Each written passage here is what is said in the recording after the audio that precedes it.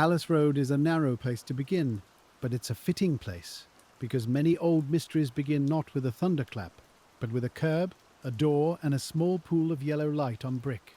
In the early hours of the 18th of March, 1990, Boston was still carrying the loosened mood of St. Patrick's Day, while the streets around the Isabella Stewart Gardner Museum had settled into that quiet hour when celebration has thinned into footsteps, passing cars, and the low hush of buildings keeping their own counsel. You can imagine yourself there, not as someone rushing toward an answer, but as someone standing at a distance, with a folder held loosely in your hands, watching the museum sit in the dark like a small Venetian palace that had somehow drifted into the Fenway. There's no need to hurry, because the case itself has never hurried, and for more than 3 decades it has asked investigators, guards, curators, reporters, and ordinary people to return to the same few rooms, the same door, the same quiet absence, and the same question of how something so visible could disappear so completely. The museum had been built around the taste and will of Isabella Stewart Gardner, who wanted her collection to remain as she arranged it, room by room, object by object, with paintings, furniture, tapestries, fragments, and small treasures held together as one whole work. That detail matters, because when people speak of the theft, they often speak of famous names first, Rembrandt and Vermeer and Manet, though the loss was also a disturbance in a carefully arranged interior world, where each object had once answered another across a room. If you walk through the Gardner in your mind, you might not begin with the stolen paintings, but with the courtyard, where plants rise beneath the glass, and the air seems designed to slow the body before the eye begins its work. The building was never only a museum in the ordinary sense, and perhaps that is one reason the case remained so affecting, because the missing works left not just empty places in a catalogue, but empty spaces inside an arrangement that had been meant to outlast everyone who passed through it. On that night, 2 young guards were working inside, and outside there were still people moving through the city. Not many, but enough that later, when investigators began collecting recollections, a few remembered seeing men near the museum who looked like police officers. That is often how a cold case starts to grow cold, not because there is nothing to look at, but because the things available to look at are human things, glimpses and timings and impressions, all of them useful, all of them fragile, and all of them slowly changing as the years pass. A witness sees a car and remembers its general shape. A person hears a detail and holds it until the telling makes it smoother. A guard recalls the order of small events, and detectives must decide which pieces are firm enough to bear weight. You, as the patient reader of this file, are not asked to solve everything at once, because no one ever did, and the case seems to ask for another kind of attention, slower and less certain, the attention of someone willing to sit with partial light. The first hinge in the story is the side entrance, because doors in old cases are rarely just doors, and this one became the narrow passage between an ordinary night shift and the long afterlife of an unsolved crime.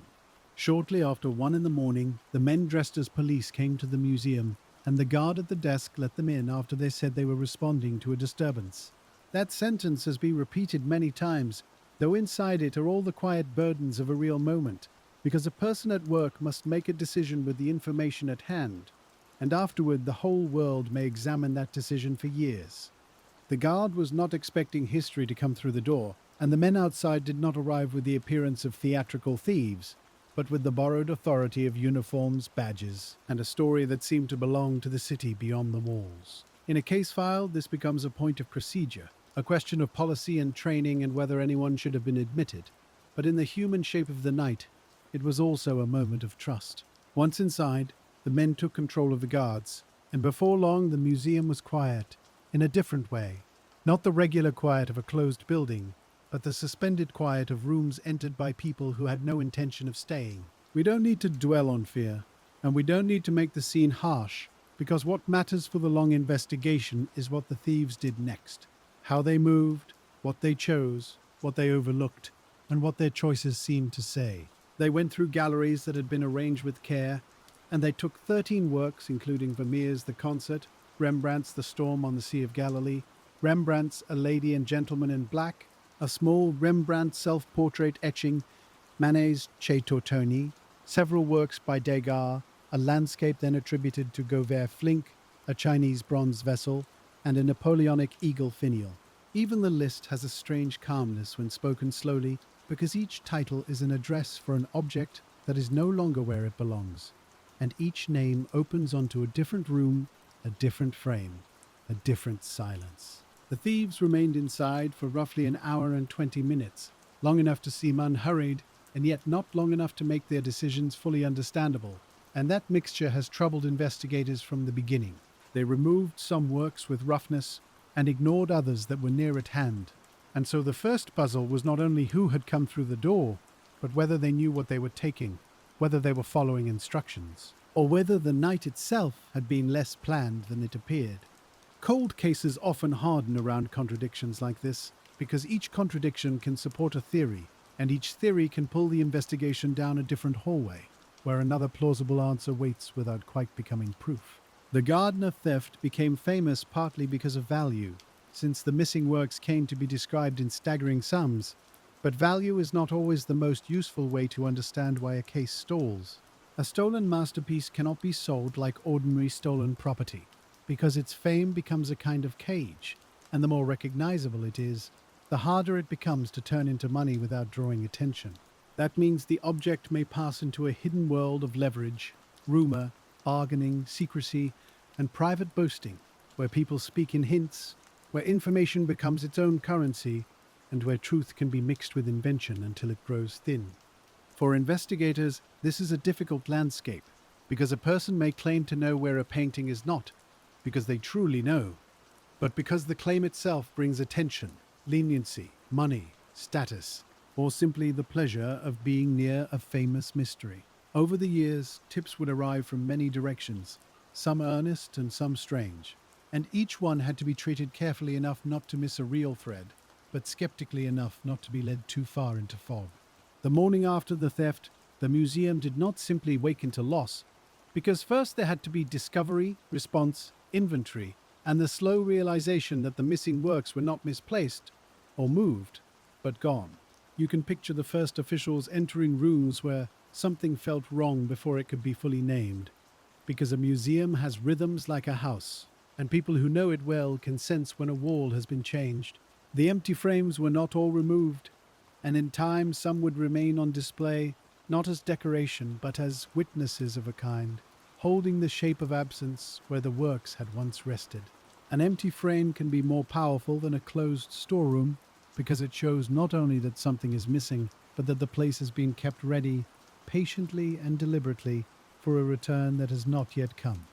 That choice by the museum has always given the case its visible stillness, because visitors can stand before the spaces and understand without explanation that the theft is not finished in the emotional life of the building.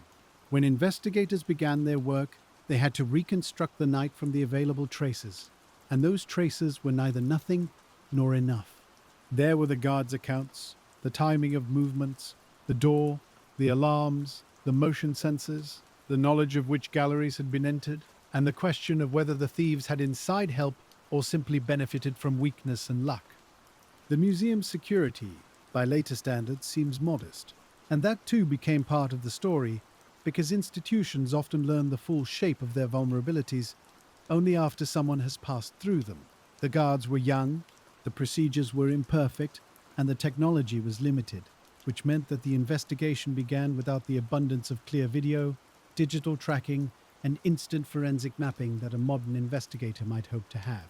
This is one reason the case went cold, though it isn't the only one, because even when detectives know where a case began, they still need something that carries them forward, a witness who can be relied upon, a trace that can be matched, a suspect whose story breaks, or a work of art that surfaces in a way that can be followed.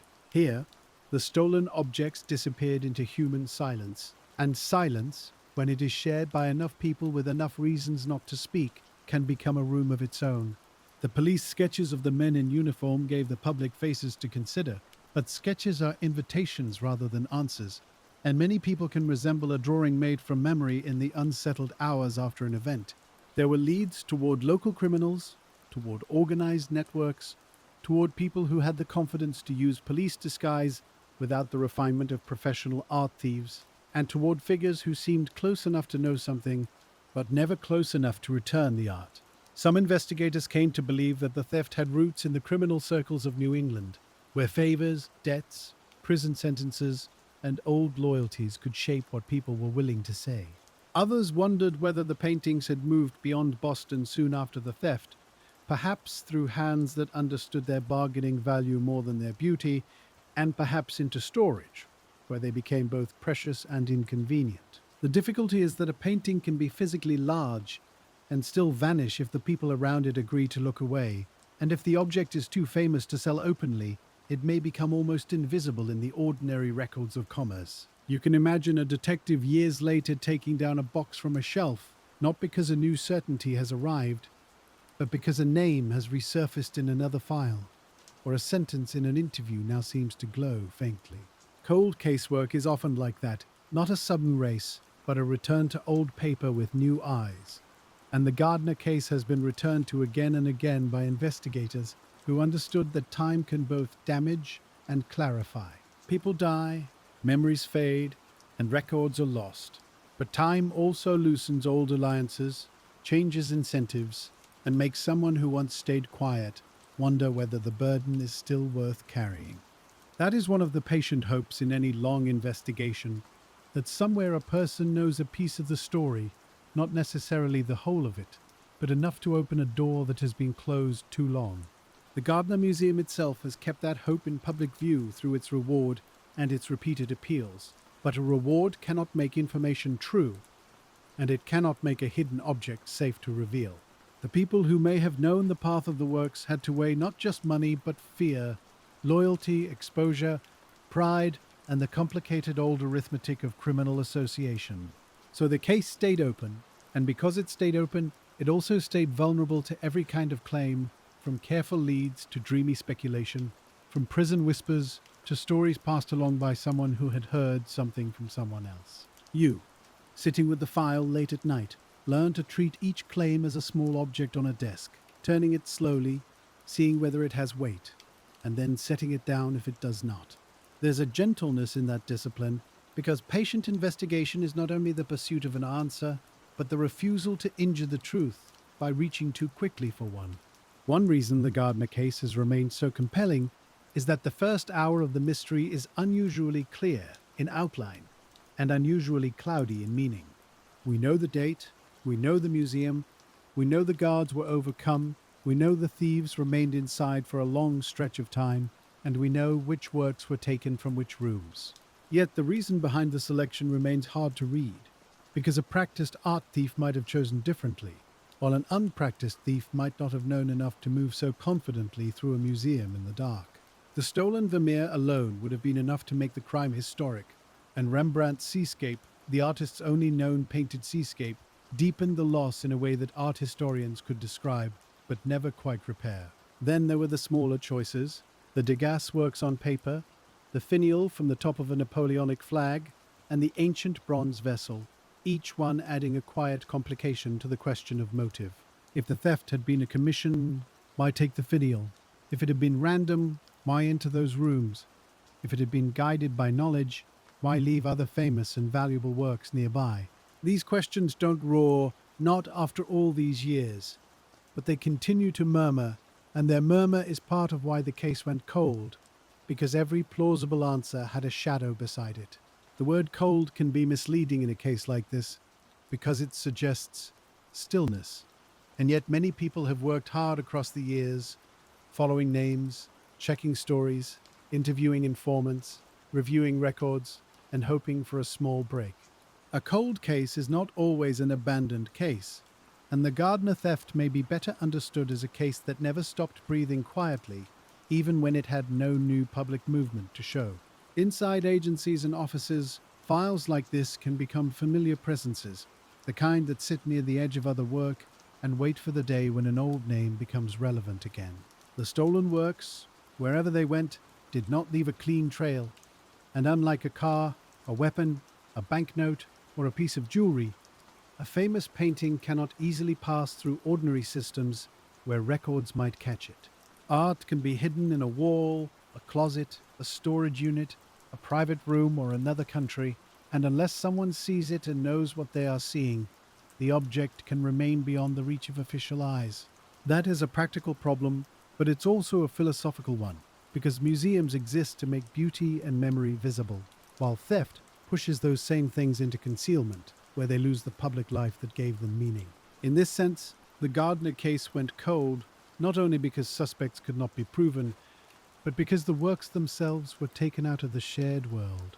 When people speak of recovering the paintings, they often speak of value, but there is another kind of value in simple visibility, in the chance for a person to stand before a painting without owning it, without hiding it, without using it for leverage. The empty frames keep asking for that kind of restoration, not a dramatic triumph, but a quiet return to the room where the eye can rest again. In the first phase of the investigation, there would have been urgency, though not the cinematic kind, because the earliest hours and days after a crime are full of practical tasks that do not look dramatic from the outside. Investigators had to secure the building, interview the guards, collect statements, map the rooms, assess what had been touched, and notify the art world that certain works should be watched for anywhere they might surface. The stolen art had to be entered into databases and circulated through channels that dealers, museums, insurers, and law enforcement might recognize, though even this kind of alert has limits when objects are not offered in respectable places. The legitimate market closed against the works almost at once, which protected them from easy sale, but also pushed them deeper into any hidden market that may have received them. That is one of the strange paradoxes of famous stolen art, because fame makes recovery possible if the work appears openly, while the same fame ensures it almost never does. So the investigators waited, watched, and listened, and the case began its long passage from active emergency into enduring absence. In the years that followed, names emerged and faded, and each name carried its own small weather of possibility. Some were local men with criminal histories, some were people connected through larger networks, and some were figures whose reputations made them seem plausible simply because they lived in the same dim borderland where stolen goods, prison stories, and old debts might circulate. Investigators had to be careful, because plausibility is not evidence, and a person can be the right kind of suspect in a general sense while still not being the person who walked through the museum door. The public naturally wanted clearer shapes, because the human mind prefers a named villain to an open mist. But cold case work often resists that preference. A careful investigator may believe that a certain circle held the answer while still being unable to prove which hand took which painting, which person stored it, which person moved it, and where the chain finally broke. That difference between belief and proof is one of the quietest reasons the case went cold, because the law asks for more than a strong feeling, and history, when it is honest, should ask for more as well. As you turn the pages, you begin to sense that the case is made of gaps between kinds of knowing. The things known publicly, the things believed privately, the things rumored in criminal circles, and the things that may have been known by people who are no longer alive. The Gardner case has lived for years in those gaps. Not empty exactly, but filled with partial statements, unnamed sources, sealed understandings, dead ends, and the soft scrape of paper being read again. There were moments when hope sharpened a little and then softened again, as happens in long investigations when a lead appears to align with old facts. The Federal Bureau of Investigation later said it believed the stolen works had moved through criminal hands in New England and the mid-Atlantic, and that some of the art had been offered for sale in the years after the theft. That kind of statement can sound decisive when heard quickly, but if you sit with it, you notice how much remains unresolved, because knowing a general path is not the same as having the paintings back, and believing the identities of thieves is not the same as making a case that can stand fully in court. The law is built on admissible evidence, not on the weather of accumulated suspicion, and stolen art is especially hard when the clearest witnesses are objects that cannot speak until they are found. So the investigation carried both knowledge and helplessness, an uncomfortable pair, though not an unusual one in cold case work. You can know where to look in a broad sense and still not have the key to the door, and you can know that someone once had something in their possession while not knowing where it was placed afterward. Over decades, that problem becomes more severe, because every handoff becomes another layer, and every year adds dust to the trail. The people who might have spoken may die, or become ill, or lose the clarity of memory, while the people who inherit objects may not know what they have, or may know too well, and decide silence is safer. This is why patient detective work often depends on small human changes rather than grand breakthroughs, because a widow opens a box, a relative hears an old confession differently, a stored object becomes inconvenient, or a person near the end of life decides the truth should be lighter than secrecy.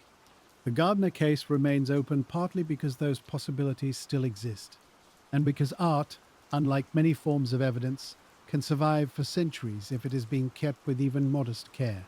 That hope is careful, not bright, and it asks to be held without forcing it.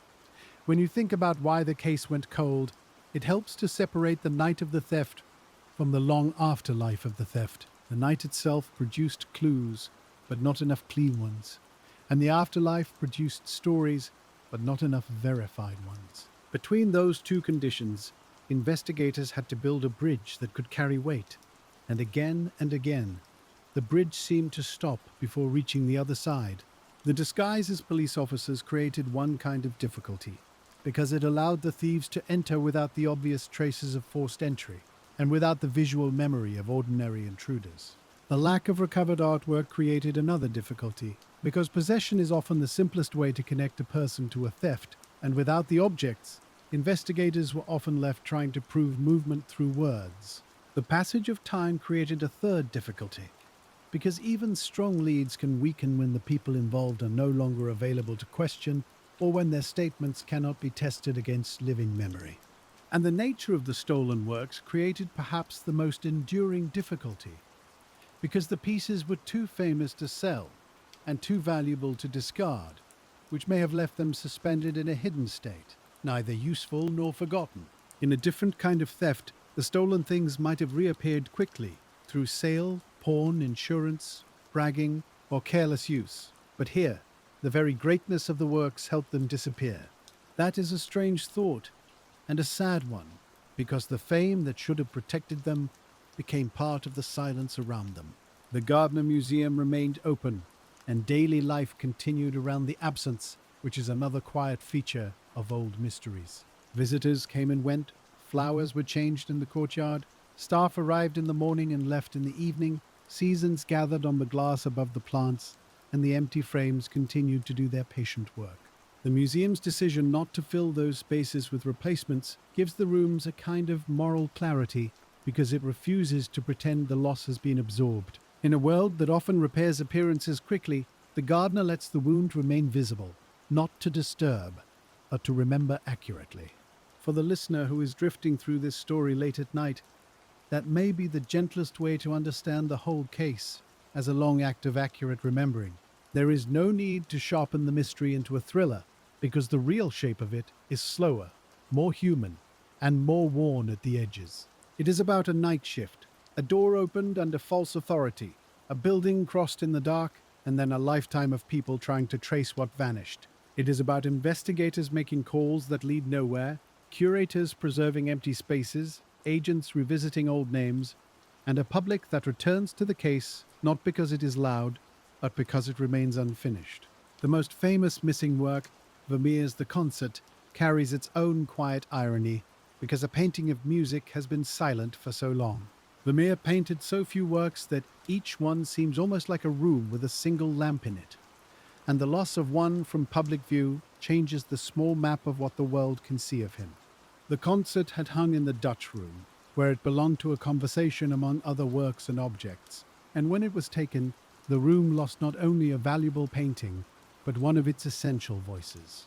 Art historians can describe the composition, the figures, the instruments, the careful light, but description is not the same as standing before it, and photographs cannot give back the living surface of paint. For investigators, the fame of the Vermeer was useful in one sense, because no reputable buyer could plausibly claim ignorance. But it was also limiting, because the painting could not safely enter the ordinary world. It became, in effect, too known to be seen, and that contradiction sits at the center of the case like a small, cold stone. Rembrandt's The Storm on the Sea of Galilee carries another kind of absence, because it was his only known seascape, a work in which motion, weather, and human fear were gathered into paint. We don't need to describe its drama too sharply here, because the point is not the storm inside the image, but the calm blankness left by its removal. The empty frame that remains for that painting is among the most recognized absences in any museum, and people stand before it with a feeling that is part art history and part vigil. In most museums, frames hold pictures. At the Gardner, these frames also hold time.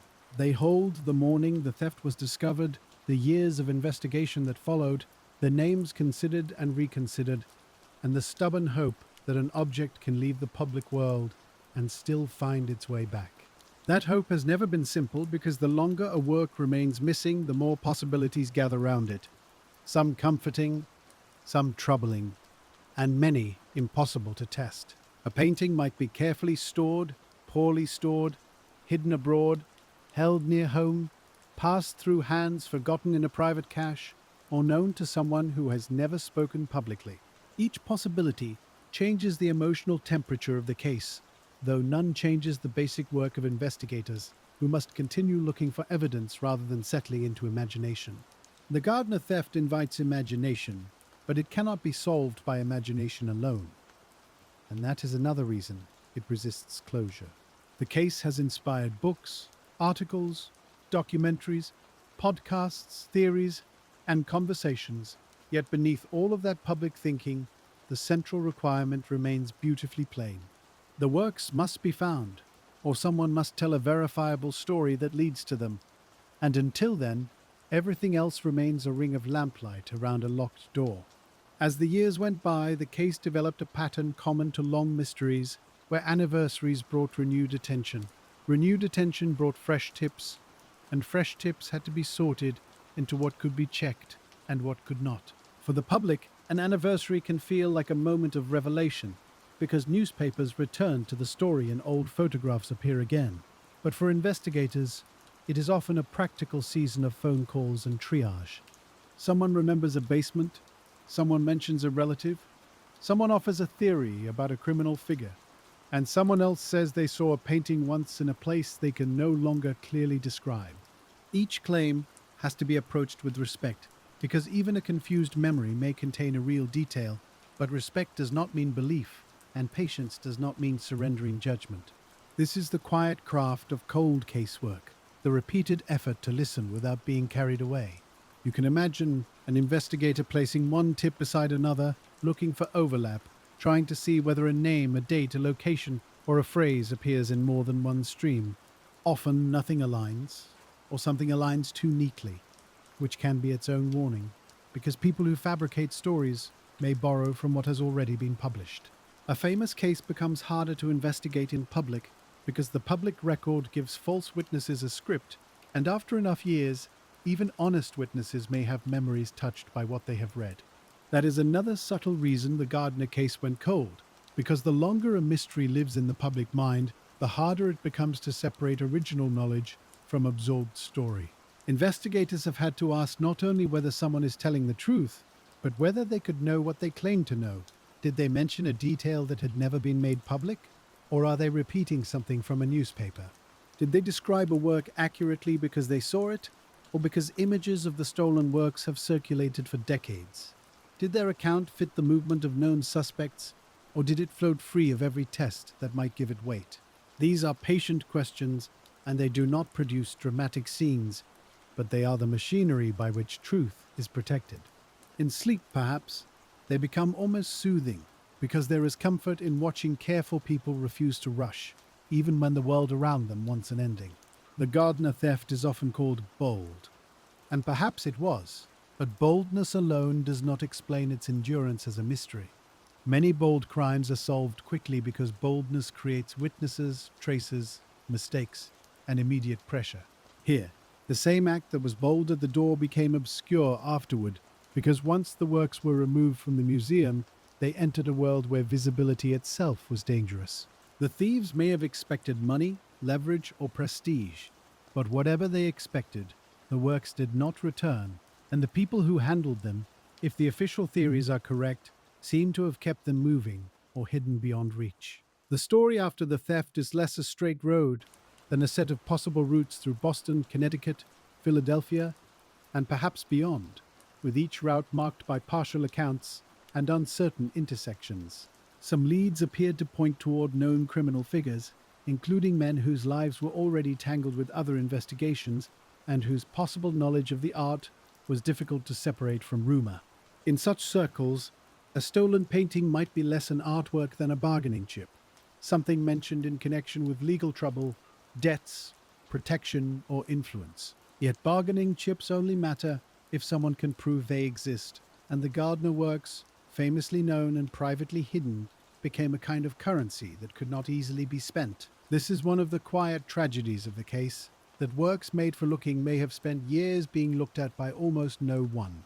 A painting does not need applause, of course, and it does not know whether it hangs in a museum or rests in darkness. But people know, and culture knows, and the absence becomes part of everyone's inheritance. The Gardner Museum was created from private collecting, but Isabella Stewart Gardner's arrangement turned that private collecting into a public trust. When the thieves took the works, they did not simply take from an institution. They interrupted a trust that had been built across generations, purchase by purchase, room by room, with a particular confidence in permanence. Perhaps that is why the case still feels personal to people who never saw the stolen works in place, because a museum asks us to believe that some things will be kept safe for strangers. When that belief is broken, the repair takes longer than any investigation can measure. The guards from that night have lived for years under public curiosity, and it is worth speaking of them carefully, because people caught inside famous cases often become flattened into roles. One guard opened the door, another was on duty, and afterward their decisions, routines, and personalities were examined by investigators and by the public, sometimes fairly and sometimes not. In any unresolved case, the people nearest the beginning can become permanent objects of suspicion, not always because evidence justifies it, but because the mind wants proximity to equal explanation. That is an understandable impulse, though not always a just one, and patient retelling should leave room for the difference between error, vulnerability, suspicion, and proof. The question of possible inside knowledge has never fully left the Gardner case because the thieves seem to understand enough about the museum to move through it with purpose. But possible inside knowledge can mean many things, from direct assistance to casual observation, from prior visits to information overheard, from real planning to fortunate guessing. A case goes cold when those possibilities cannot be narrowed into something that can be proven. And the Gardner file contains many places where the path seems to divide and then divide again. You, as the quiet detective in this late hour, learn to sit at those forks without choosing too quickly, because a wrong certainty can be more misleading than an honest unknown.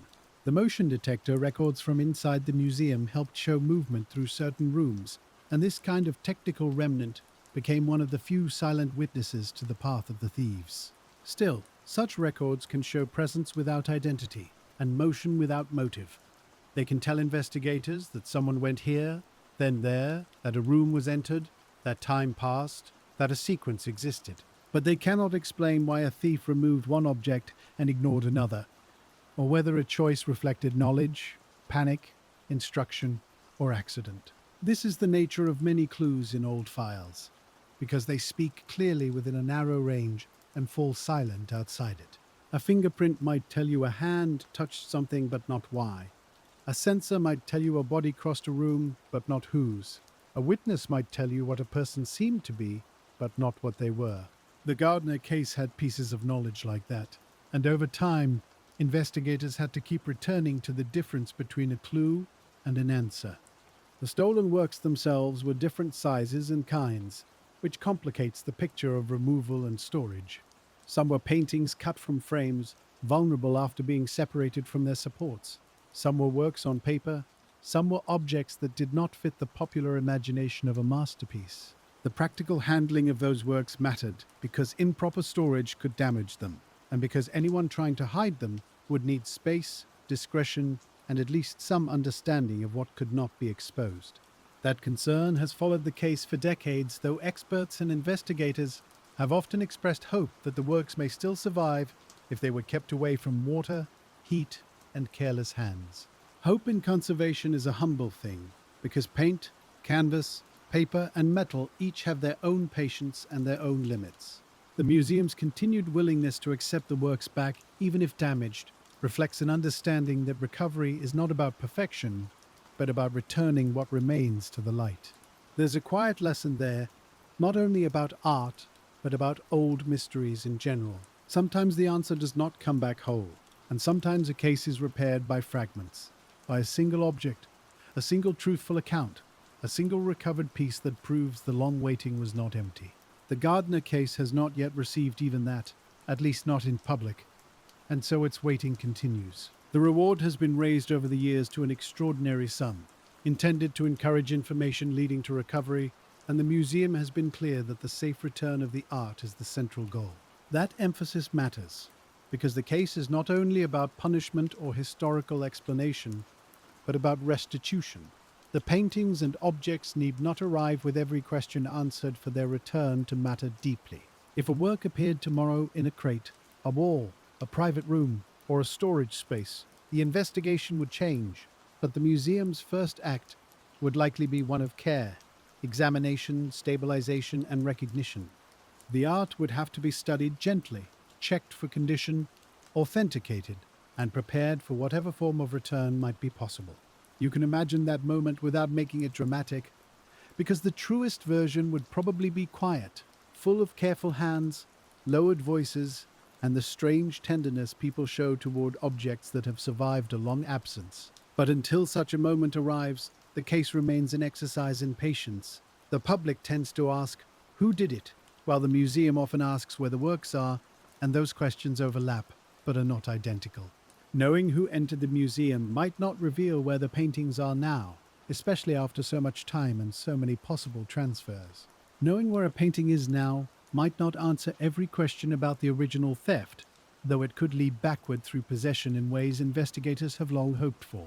This separation of questions has kept the case open in several directions at once, and it explains why a solution may come unevenly, with recovery before confession, or confession before recovery, or perhaps only partial truth. Cold cases rarely close as neatly as stories do, because real evidence comes in weathered forms.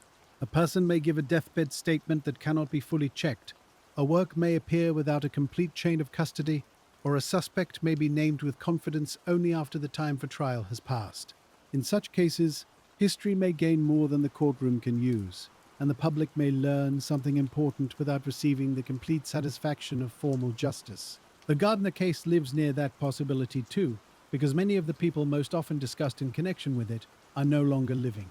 When suspects die, they take with them not only guilt or innocence, but context, memory, explanation, denial, and the chance to press a question one more time. Investigators can still work around the absence of living suspects, but every missing voice narrows the path.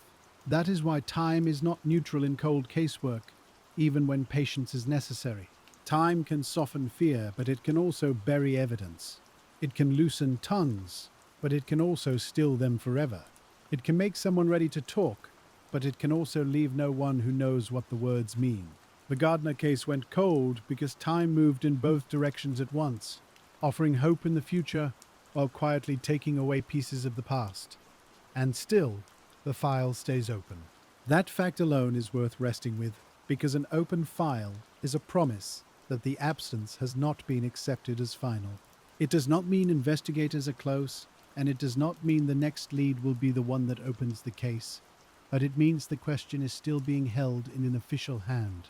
The museum, the Federal Bureau of Investigation, and others have continued to seek information, and that persistence has become part of the story as surely as the theft itself.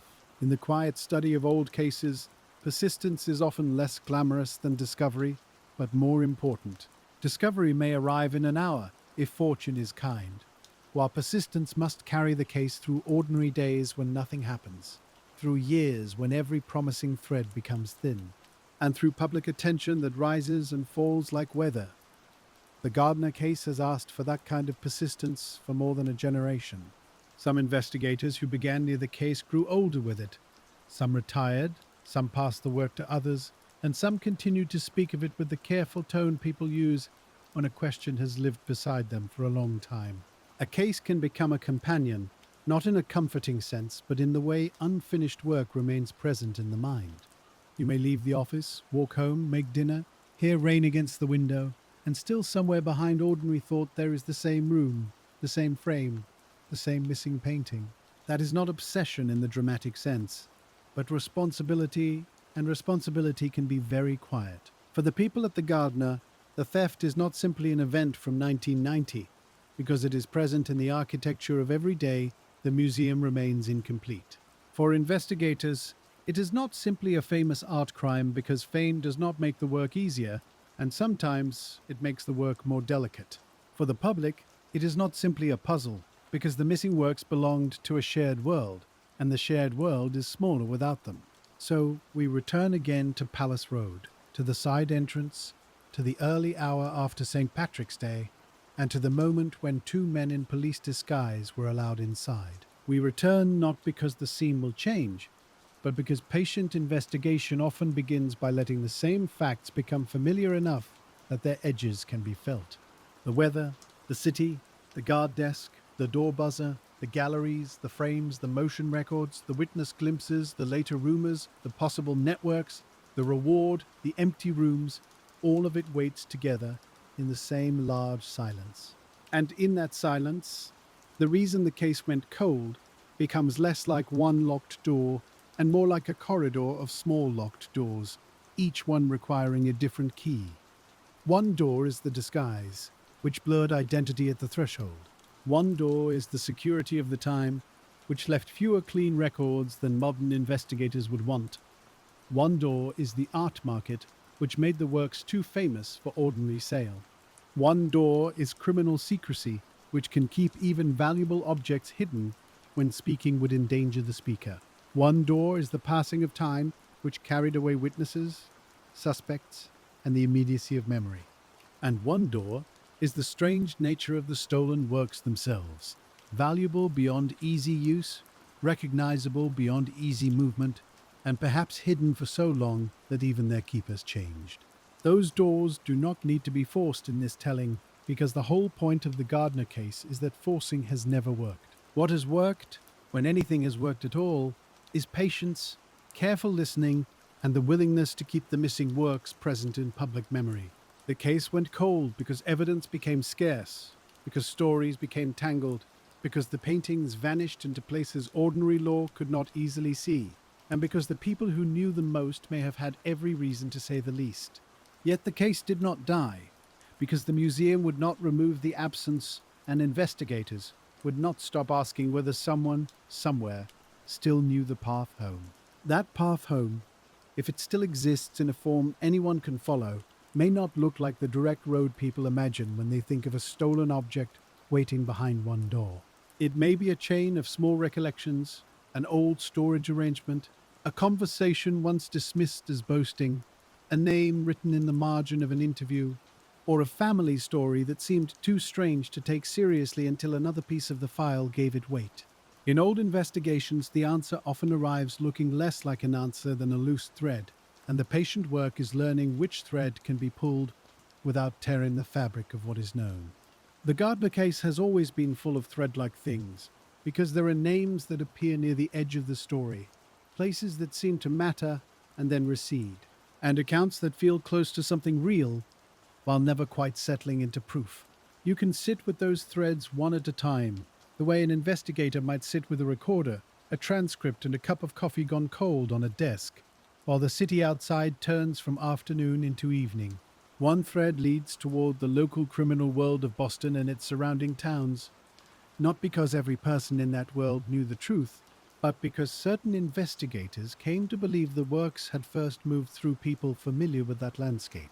That landscape was not a shadowy invention, and it was not a single organized machine, but a network of friendships, debts, old neighborhood loyalties, prison ties, and cautious exchanges that were often easier to sense than to prove. In such a world, a stolen painting could become a rumor before it became an object, and the rumor itself could move faster than the thing it described.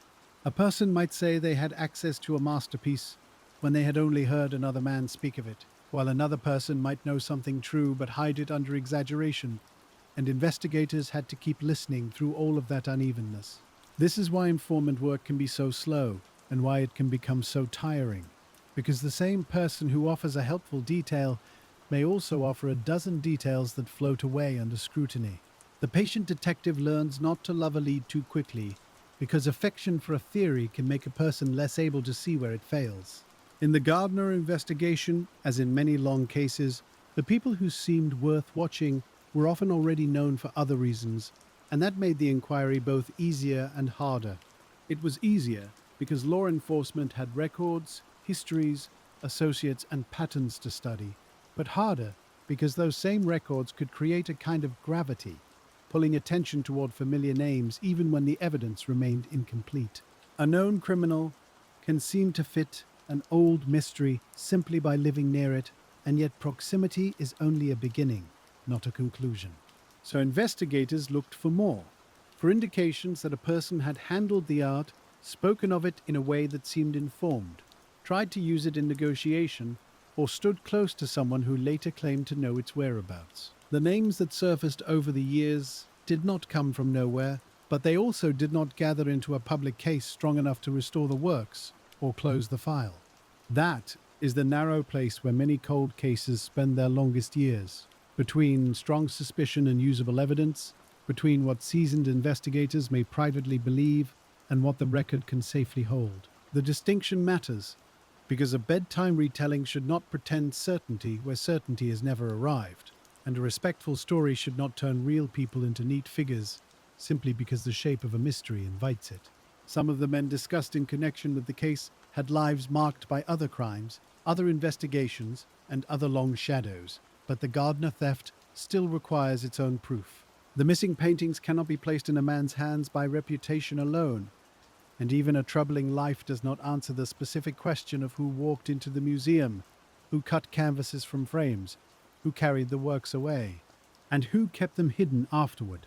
This is one reason the case has resisted simple retelling, because its possible answer may be scattered among several people rather than resting with one mind. There may have been planners, entrants, handlers, brokers, intermediaries, boastful listeners, frightened keepers, and people who only touched the story years later when the art had already become more burden than prize.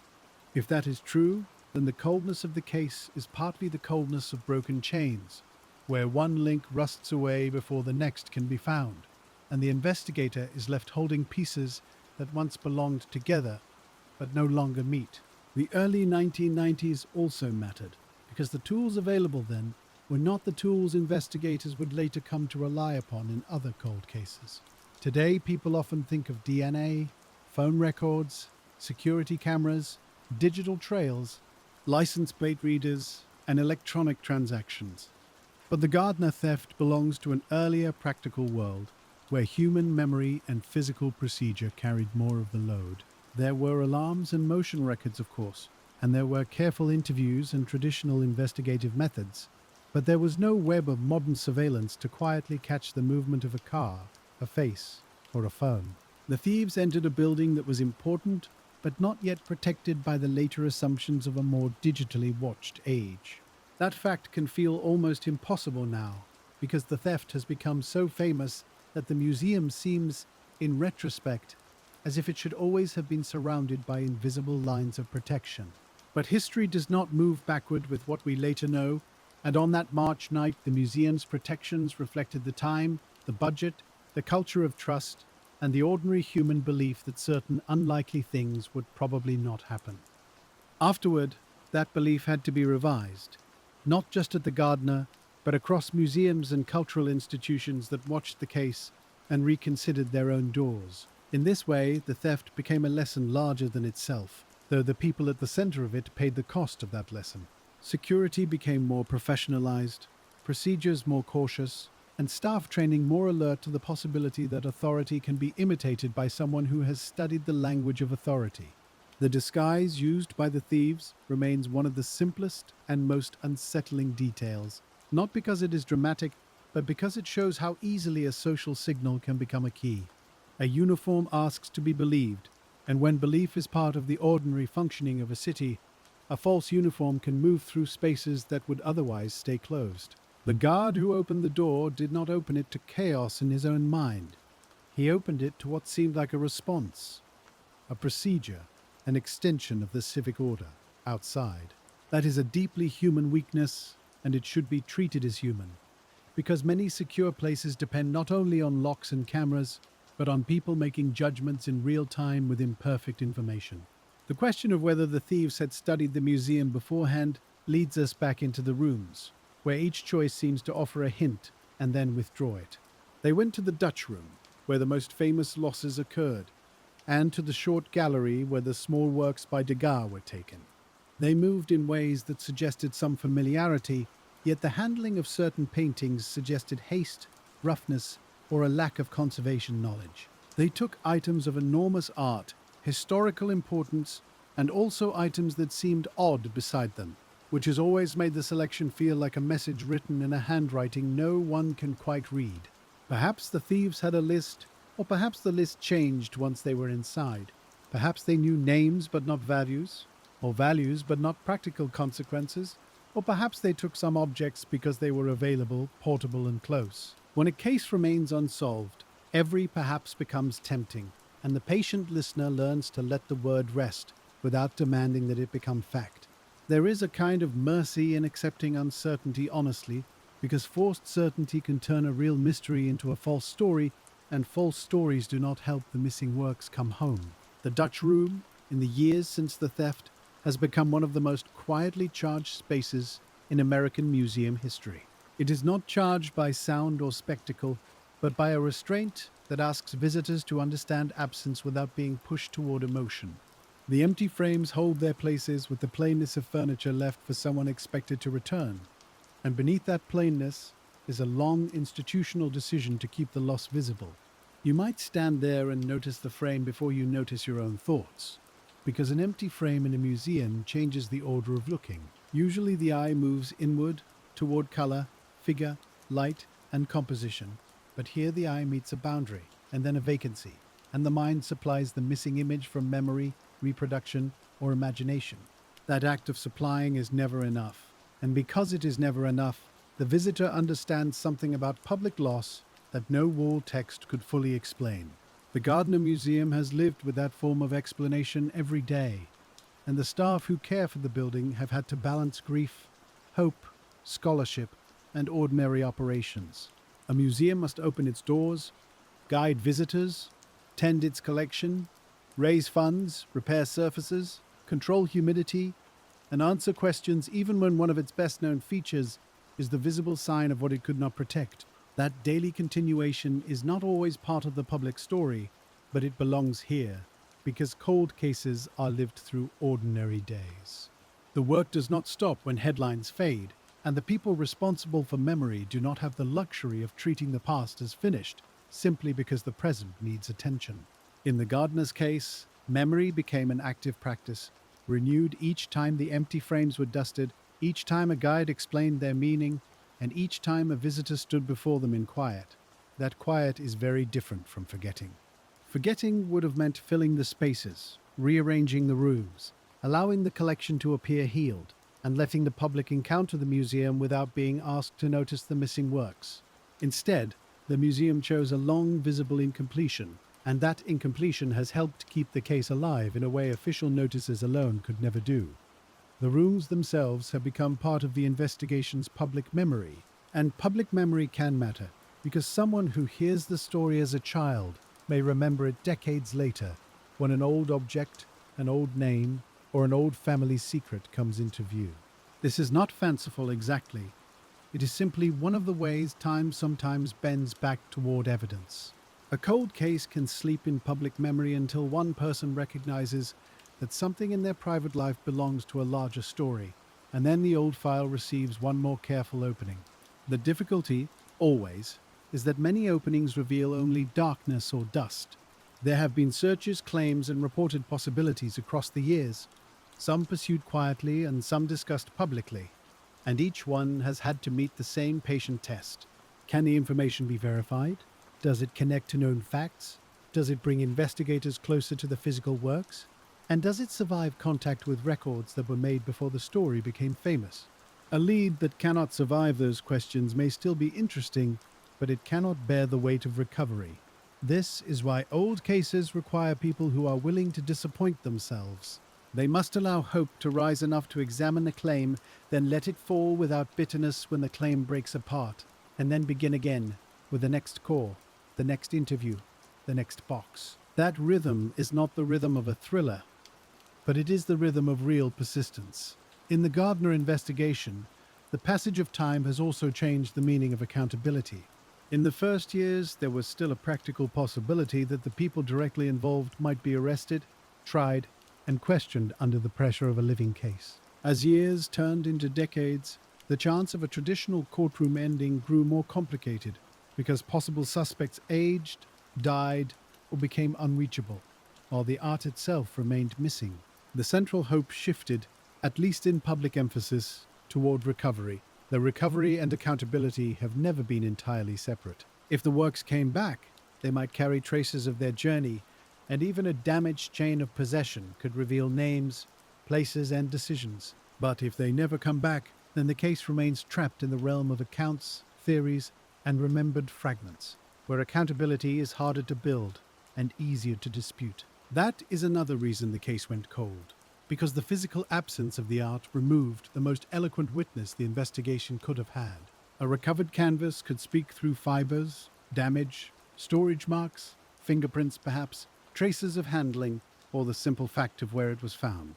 An unrecovered canvas speaks only through the stories people tell about it, and stories, as every cold case detective knows, can be tender, mistaken, self-serving, frightened, or false. The theft also unsettled the relationship between beauty and secrecy in a way that still feels peculiar after all these years.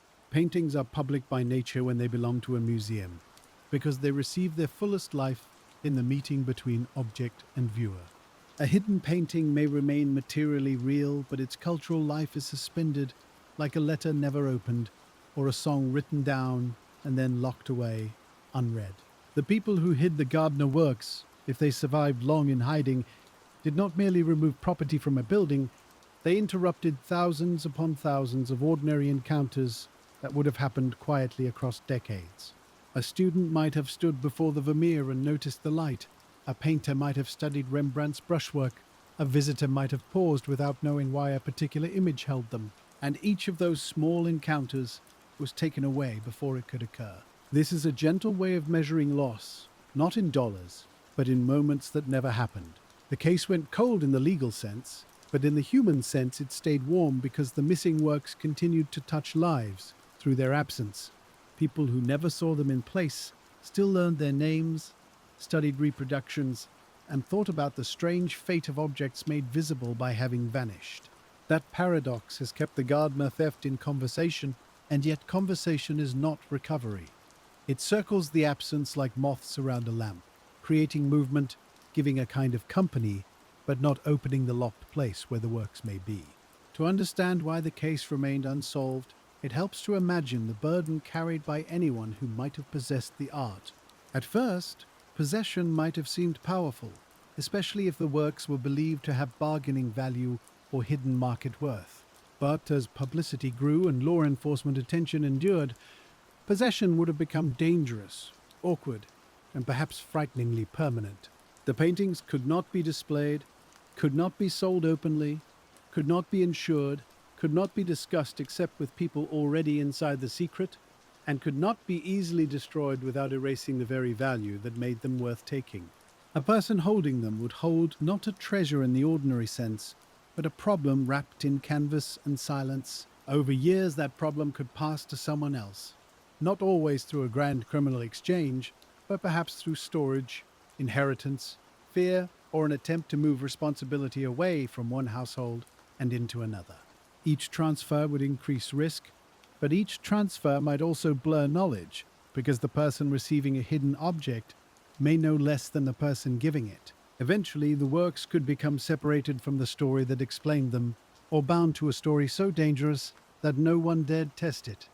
That is another quiet possibility in this case, that somewhere a person may know enough to be afraid, but not enough to know how to bring the art back safely.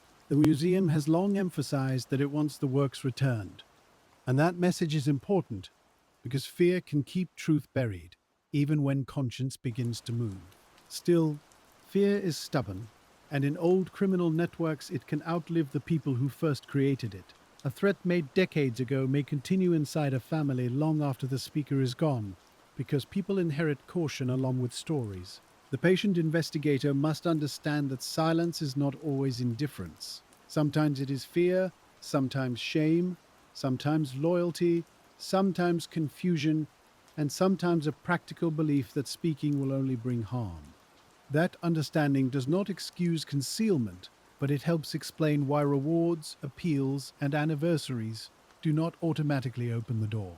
Human beings do not respond only to incentives, they respond to memory, identity, danger, pride, and the old rules of the worlds they have lived in. So the case sits at the intersection of art history and human psychology, which is one reason it has remained so difficult and so enduring. The public often imagines a hidden masterpiece as something glamorous, perhaps resting in a private room where someone looks at it by candlelight. But the reality, if the works still survive, may be far plainer. They may have been stored in ordinary darkness, wrapped poorly or carefully, placed behind something unremarkable, moved through garages, apartments, storage lockers, or houses where no one would expect to find them. Their surroundings may not match their names. The concert, the storm on the Sea of Galilee, Chez Tortoni, and the small works by Degas may have spent more years near cardboard, dust, pipes, concrete, and old furniture than near conservation glass and museum lighting. That contrast has its own sadness, though it should be held gently, because objects can survive humble surroundings if luck and basic conditions are kind. Conservators know that survival often depends on unromantic things, such as dryness, temperature, handling, and whether anyone tried to fold, roll, clean, display, or repair what they did not understand. Every year that passes raises concern, but it does not extinguish hope. Art has returned after long disappearances before, sometimes in poor condition and sometimes better than feared, and that history has allowed the Gardner's empty frames to remain not only memorials, but invitations. An invitation can be patient without being passive. The empty frames ask for the works to come back, and the reward asks for information, and investigators ask for truth, while the rooms themselves continue holding space.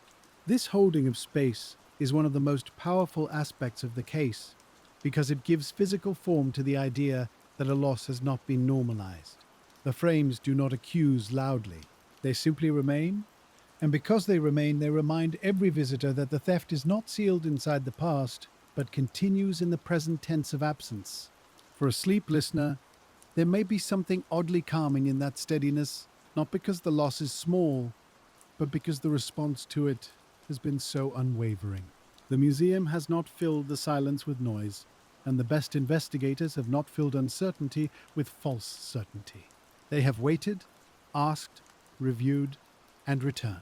They have treated time not as an enemy only, but as a difficult companion, one that takes away witnesses while also softening the ground around secrets. This is the patient side of the Gardner case, the part that belongs less to headlines than to desks, archives, storage rooms, interviews, and quiet institutional memory. Think for a moment of the files themselves, because every cold case has a physical life even in an age of digital records. There are reports written in the language of procedure, photographs that freeze rooms into evidence, interview notes that capture voices only partly, and memos that reflect the cautious tone of people who know every word may matter later. There are copies of copies, dated envelopes, business cards, transcripts, inventory sheets, and perhaps small handwritten marks left by someone who noticed a connection worth revisiting. A case file is not a single story but a layered object made by many hands, and over time it becomes both a record of the original event and a record of all the attempts to understand it. In the Gardner case, those attempts have become part of the mystery's history, because each generation of investigators has inherited not only the theft, but the accumulated work of those who came before. Inheritance can be helpful, because an old note may preserve what memory would lose, but it can also be heavy, because inherited theories may quietly shape what new investigators notice first. The best cold case work requires both respect and independence, the willingness to learn from old work without being trapped inside it. You can picture someone new to the file reading through years of material, pausing over familiar names, checking dates, comparing statements, and asking whether a detail dismissed long ago might matter under a different light. That is one of the gifts of time, modest, but real.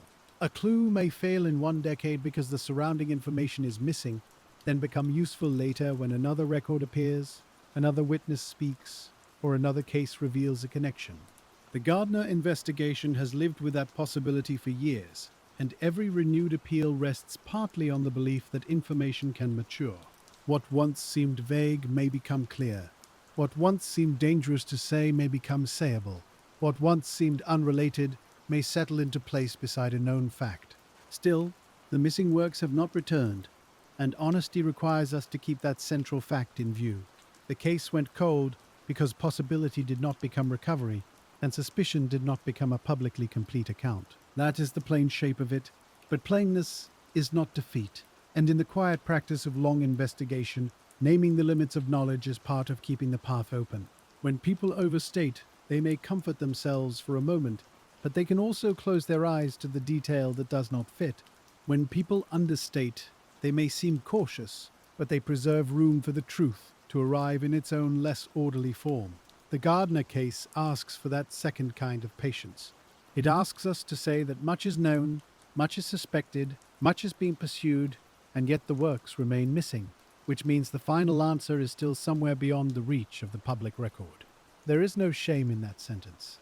It is the honest sentence of many old mysteries, and it leaves the door open without pretending to see through it. As night deepens around this retelling, you might imagine the museum after closing, not on the night of the theft, but on any ordinary evening now. The visitors have gone, the courtyard is dim, the rooms are still, and the empty frames remain in their places as they have through so many seasons. Outside, Boston continues in its usual way, with traffic softening at certain hours, students crossing streets, hospital lights burning nearby, and rain or snow or summer air touching the stones of the neighborhood. Inside, the collection rests where Isabella Stewart Gardner wanted it, except in those few places where the arrangement waits for pieces that are no longer there. Waiting can become a form of care when it is done faithfully. The Gardner has waited without looking away, and investigators have waited without closing the file, and the public, in its uneven but real way, has kept the names of the missing works from fading completely. Perhaps that is not enough. Perhaps it is simply what can be done until more becomes possible, and old cases often live for long periods in that modest territory, where the work is not heroic in appearance, but deeply necessary in practice. The reason the Gardner Museum case went cold is not that no one cared, and not that the theft was forgotten, and not that the missing works ceased to matter. It went cold because the people who took the art concealed themselves well enough at the beginning, because the works vanished into a world where fame made them unusable, because those who knew something had reasons to stay silent, and because time scattered the human trail while leaving the objects themselves out of sight. Yet, within that coldness, there has always been a small, persistent warmth, the warmth of a room kept ready, a file kept open, and a question asked again in a voice that does not need to rise. That voice, low and steady, is one of the few tools still available when the louder tools have been tried and found wanting.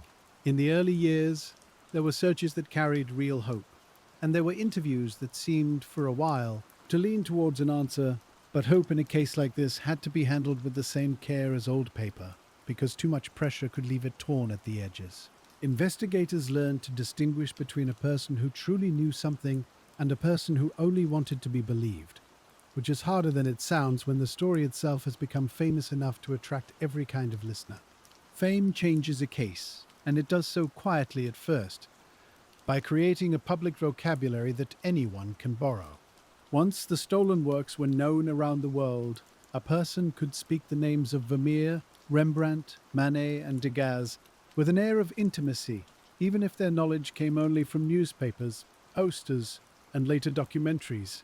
A claim that might have sounded remarkable in the first few weeks could sound rehearsed years later because so much of the theft had entered public circulation and the case file had to protect itself against echoes. This is a subtle form of coldness, the kind that comes not from silence alone, but from too many voices speaking in the same borrowed language. A detective listening to a tip in the 10th year, or the 20th, had to ask where the detail had come from. Was it first hand, or second hand, or third hand? Was it something the caller had seen, something they had heard in confidence, or something they had absorbed from a retelling and then forgotten was not originally their own memory?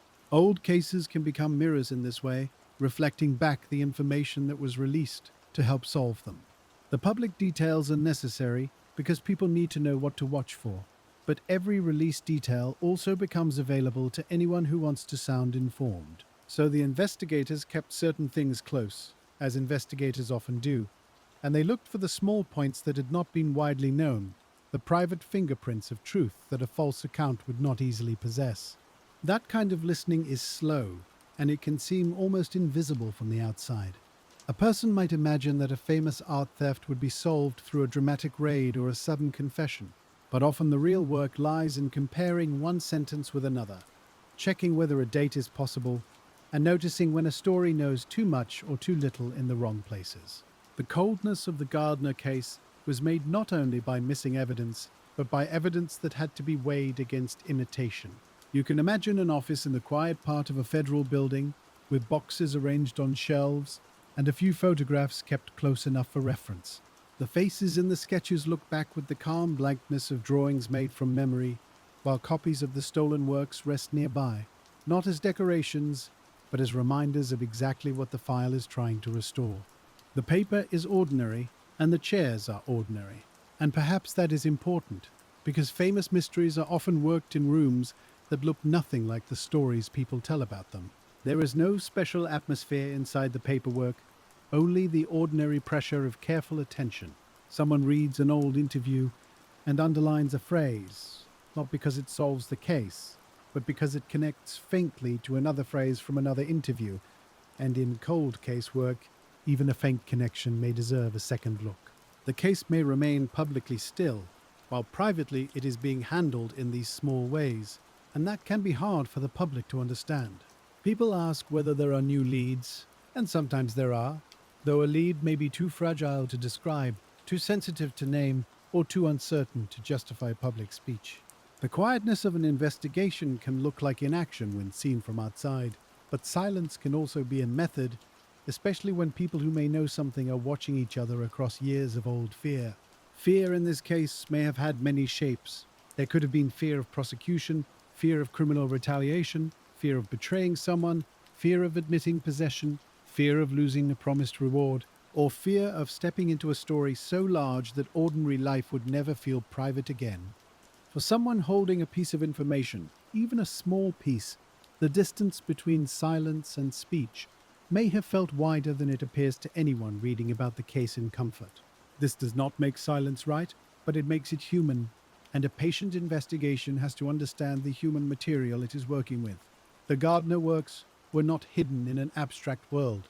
If they survived, they were hidden among people, and people are made of habits, loyalties, memories, worries, and the old instinct to protect themselves when a room becomes too bright. That human element is often where cold cases thicken. A fingerprint does not decide to keep quiet, and a storage room does not invent a story. But a person can do both, sometimes for reasons that make sense only within a narrow circle. Investigators in the Gardner case had to work not simply against the loss of physical evidence, but against the complicated human instinct to conceal what cannot be safely explained. In the years after the theft, the missing art seems to have become a kind of legend inside certain conversations, and legends are useful only until they begin to blur.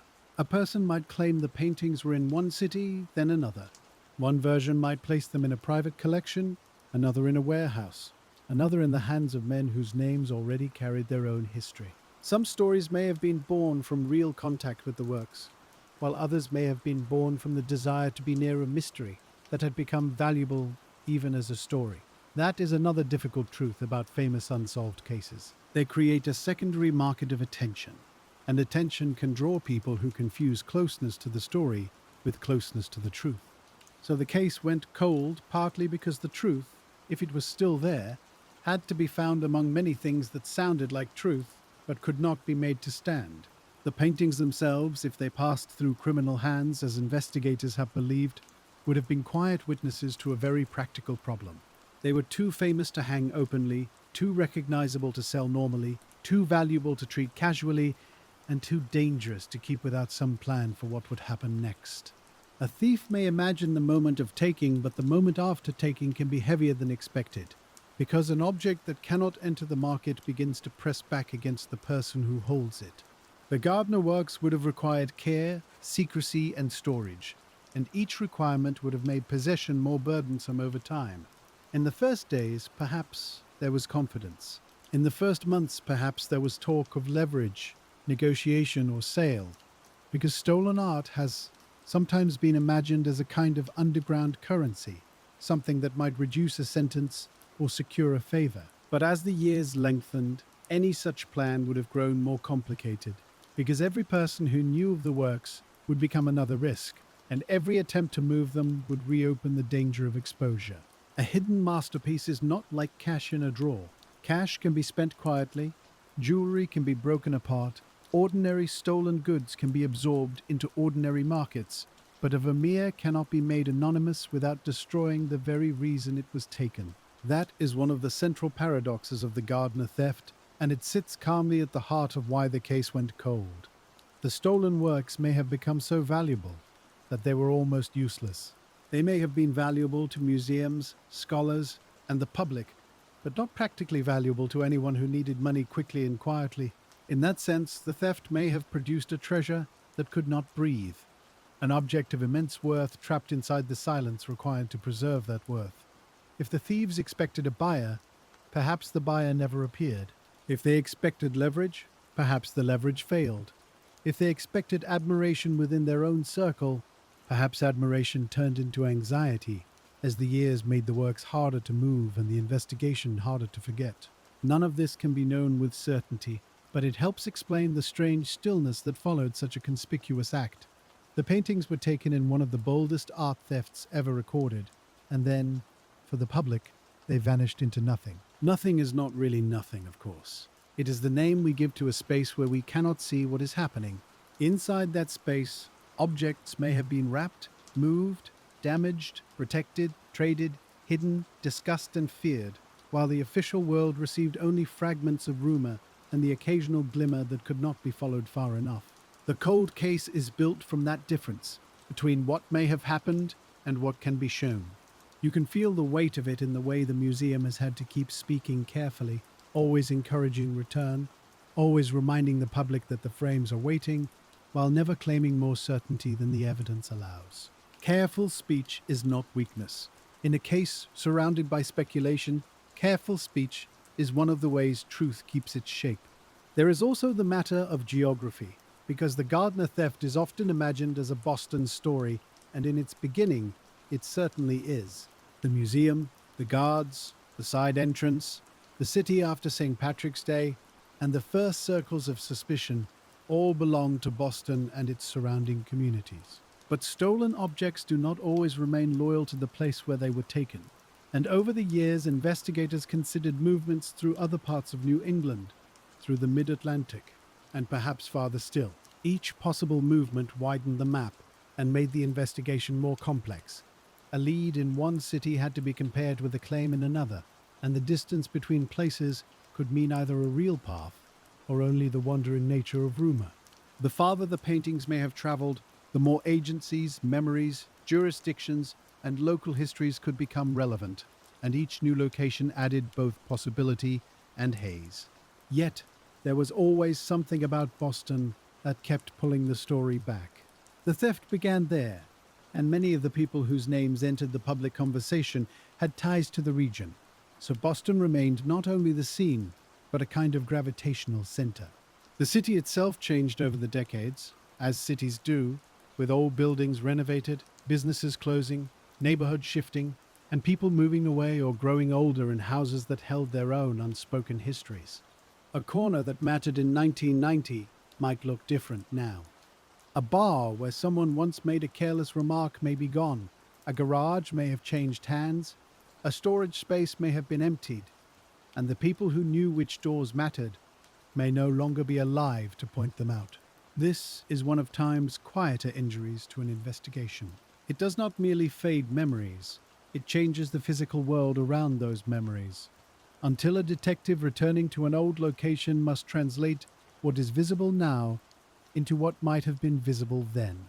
That work can still be done, but it asks for maps, photographs, municipal records, patient interviews, and the humility to recognize that some places have vanished in everything but name.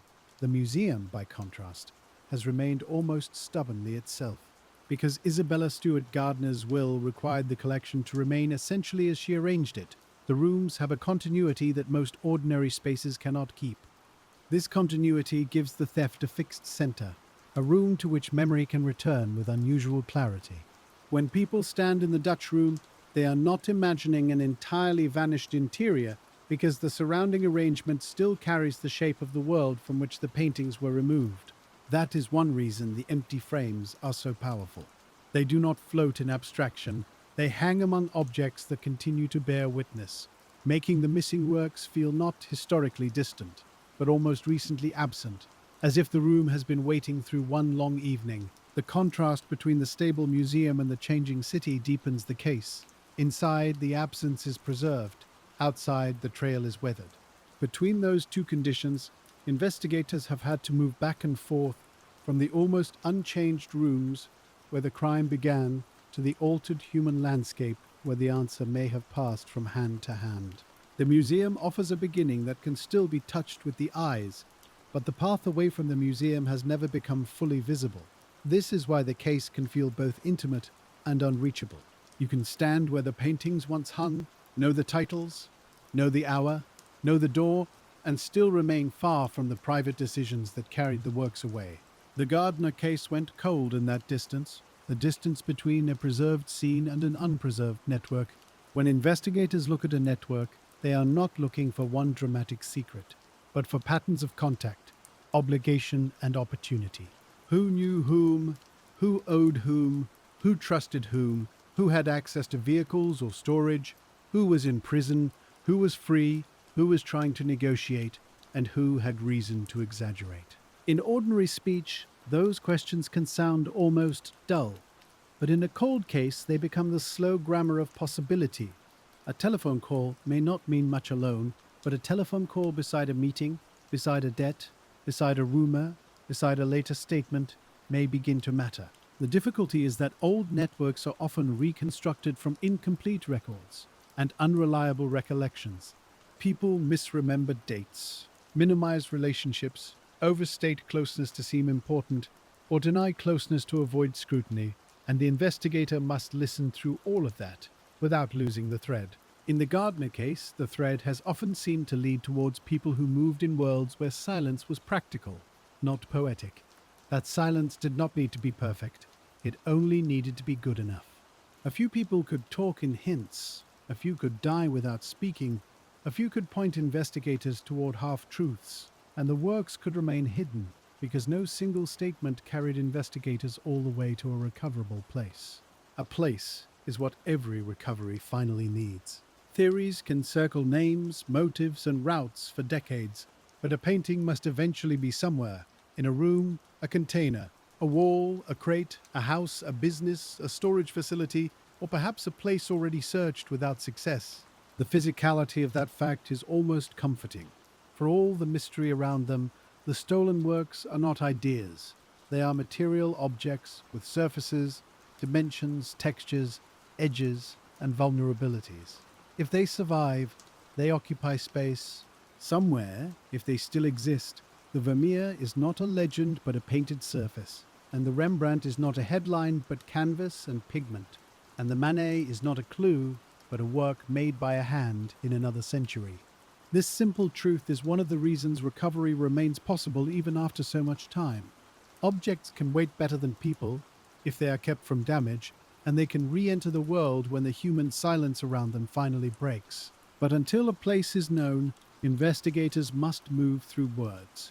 Words are softer than objects, and they can shift under pressure. An informant may say a painting was seen years earlier in a certain location, but the location may be gone, the owner dead, the date uncertain, and the painting only glimpsed under conditions that cannot be repeated. Another person may claim knowledge of a transfer, but without a name that checks out, a route that makes sense, or a detail that only a real participant would know, the claim remains suspended. The case went cold because too many words could not be turned into places.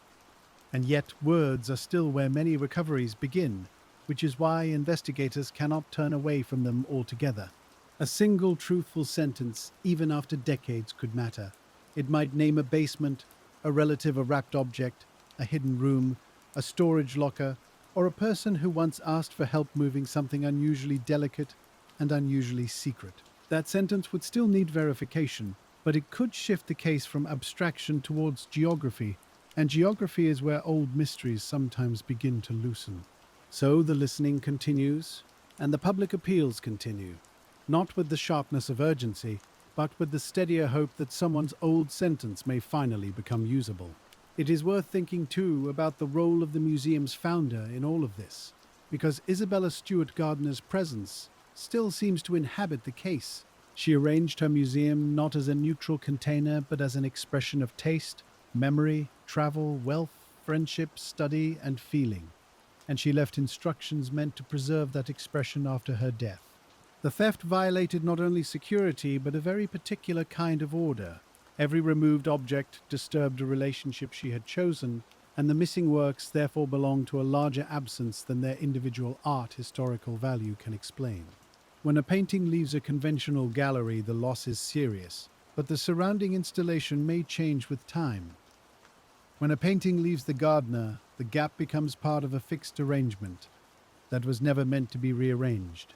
This is why the empty frames feel less like placeholders than like promises. They promise that the room has not accepted a substitute. They promise that the original conversation among objects is still remembered. And they promise, in their quiet way, that the missing works remain part of the museum's identity even while absent from its walls. That promise has helped keep the case from dissolving into the general history of unsolved thefts. The Gardner theft is not merely a line in an art crime database, it is a visible condition inside a living museum, and every visitor who sees the frames becomes, however briefly, another keeper of the memory. Memory alone cannot solve the case, but memory can prevent the final defeat that comes when no one asks anymore. In many cold cases, families perform that work, keeping a name alive, correcting errors, saving photographs, and reminding the world that an unanswered question still belongs to someone. In the Gardner case, the museum performs something similar for objects, though of course objects and people are not the same. The stolen works do not suffer as families suffer, but the public trust around them suffers, and the museum's visible memory keeps that trust from being quietly abandoned. There is compassion in this, even though the case concerns art rather than a lost life. It is a compassion for shared inheritance, for the labor of artists, for the intentions of a founder, and for generations of viewers who should have been able to meet these works in the light. Such compassion is patient rather than sentimental. It does not demand that every day bring progress. It simply refuses to say that absence has become normal. That refusal matters because cold cases often ask the world to choose between fatigue and fidelity, and the Gardner Museum, by keeping the frames, chose fidelity. From the point of view of investigators, fidelity takes a different form, less visible but no less important. It may mean answering yet another call, reopening yet another old folder, comparing yet another rumor against a timeline that has been studied for years. It may mean telling a hopeful person that their information does not match the known facts, or telling a skeptical colleague that a strange detail is still worth checking. It may mean carrying disappointment without letting disappointment harden into cynicism. Cynicism is dangerous in cold case work because it can protect the investigator from false hope while also blinding them to the small true thing that arrives in an unlikely form. The Gardner case required a middle path, wary but not closed, hopeful but not credulous, persistent but not theatrical. That middle path is hard to sustain for decades. It requires institutions to preserve knowledge across personnel changes, agents to brief successors, museums to maintain public clarity, and the case itself to remain legible even as the world around it changes. A file can grow so large that it becomes its own kind of wilderness. To enter it well, a new investigator must learn not only what happened, but what was tried, what failed, what almost worked, what was disproven, and what remains possible because it was never truly resolved. This institutional memory is another reason cases can go cold, because when memory is fragmented, work can be repeated without progress, and leads already tested may seem new again to those who do not know the older parts. The Gardner case has had the advantage of extraordinary attention, but attention does not automatically create continuity. Continuity has to be built, maintained, and passed along. Somewhere in the history of the investigation, there were people whose task was not to discover a new suspect, but simply to ensure that the accumulated knowledge did not scatter when careers changed, offices shifted, and public interest moved elsewhere for a time. That kind of stewardship is rarely celebrated, yet without it, an old case becomes much harder to revive. You cannot reopen what has not been preserved. And preservation, whether of a painting, a room, or a file, is one of the quiet themes running beneath the Gardner story. The stolen art was not preserved in public view, but the spaces were preserved for its return. The first accounts were not sufficient to solve the case, but they were preserved for later review. The hope was not fulfilled quickly, but it was preserved through reward offers, appeals, and the simple, stubborn dignity of the empty frames. Preservation does not solve everything. It can only keep the conditions for a possible solution from disappearing completely. In that way, the Gardner case is a lesson in the difference between waiting and giving up. Giving up closes the room. Waiting keeps it ready. And for more than 3 decades, the museum has kept the room ready, while the investigation has kept the question open enough for one more lead, one more memory, one more chance that the hidden path might still be found. When you sit with this case long enough, you begin to notice that its coldness is not a single temperature. Some parts feel cold because the evidence is old, some because people have died, some because the works have not surfaced, and some because public theories have hardened around names without producing recovery. But other parts remain warm, warmed by attention, by care, by scholarship, by the living museum, and by the possibility that physical objects can survive long past the people who concealed them. That mixture gives the case its unusual emotional tone. It is not hopeless, but it is not close. It is not forgotten, but it is not solved. It is not silent, but it is not yet spoken in the way that matters most, through the return of the works themselves to the place where their absence has been so faithfully kept. The file, then, remains less like a closed book than a book left open on a table, its pages weighted gently so they do not turn in the night air. You can imagine lamplight falling across it, touching the names, the dates, the room diagrams, the old photographs, and the descriptions of objects that have been missing for most of a lifetime. Outside that pool of light there is still darkness, but darkness is not the same as emptiness. Somewhere within it may be memory, somewhere within it may be fear.